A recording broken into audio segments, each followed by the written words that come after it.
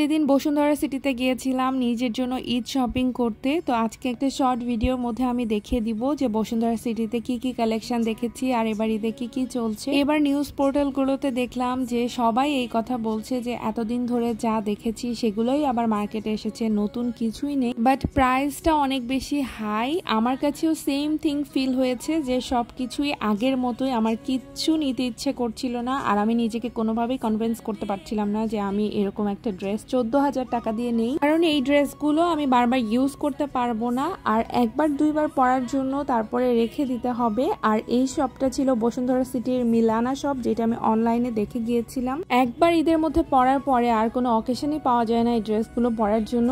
এই শপটাতে অনেকগুলো গারারা ছিল। বসুন্ধরা সিটিতে আমি সারারা গারারার কালেকশন অনেক বেশি পেয়েছি। আমার এবার ইচ্ছা ছিল যে আমি গাউন টাইপের কিছু একটা নিব, বাট বাজেটের মধ্যে আমি গাউন টাইপের কিছু মিলাতে পারিনি। গাউন ছিল না তা না, ছিল, বাট আমার পছন্দ হচ্ছিল না। যেমন এখানে আমার গাউনগুলো খুবই পছন্দ হয়েছে। যেমন এই অরেঞ্জ কালার ড্রেসটার প্রাইস ছিল 16,000 টাকা। এরপরে আমার জন্য কিছু মিলাতে পারিনি, জামাইয়ের শপিং করে বাসায় চলে এসেছি। That's it for today, tata, by.